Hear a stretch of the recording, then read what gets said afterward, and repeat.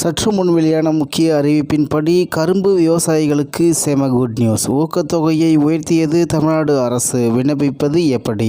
செய்தியை முழுமையாக கேட்கறதுக்கு முன்னாடி நம்ம சேனலை சப்ஸ்கிரைப் பண்ணலாம். சப்ஸ்கிரைப் பண்ணிக்கோங்க. மறக்காம பெல் பட்டனை கிளிக் பண்ணிக்கோங்க. அப்பதான் நம்மளுடைய அப்டேட்டட் நியூஸ் உங்களுக்கு உடனுக்குடன் வந்து சேரும். தமிழ்நாட்டில் பொங்கல் பண்டிகையை முன்னிட்டு கரும்பு விவசாயிகளுக்கு உதவும் வகையில் தமிழ்நாடு அரசு ஒரு சிறப்பு திட்டத்தை செயல்படுத்தி வருகிறது. மத்திய அரசு நிர்ணயிக்கும் நியாயமான விலையுடன் மாநில அரசின் சார்பிலும் கூடுதல் ஊக்கத்தொகை வழங்கப்படுகிறது. இந்த திட்டம் விவசாயிகள் மத்தியில் பெரும் வரவேற்பை பெற்றுள்ளது.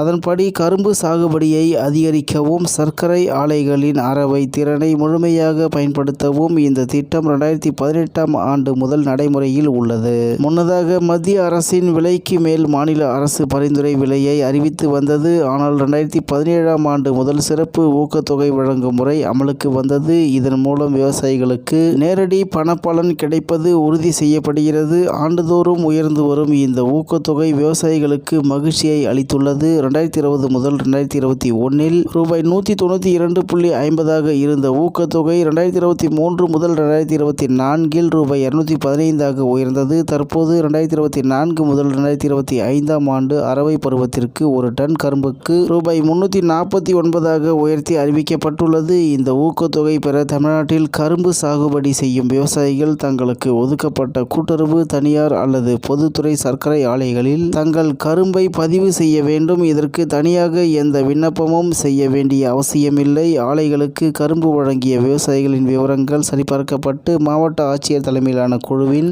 பரிந்துரையின் பேரில் தகுதியான விவசாயிகளின் வங்கி கணக்கிற்கு ஆதார் அட்டை மற்றும் வங்கி கணக்கு விவரங்களின் அடிப்படையில் ஊக்கத்தொகை நேரடியாக செலுத்தப்படும். இந்த திட்டம் கரும்பு விவசாயிகளுக்கு உரிய விலை கிடைப்பதை உறுதி செய்வதோடு அவர்களின் நிதி சுமையையும் குறைத்து கரும்பு சாகுபடியை மேலும் செழிக்க செய்யும் என்று நம்பப்படுகிறது என்று தகவல் வெளியாகி உள்ளது என்பது குறிப்பிடத்தக்கது.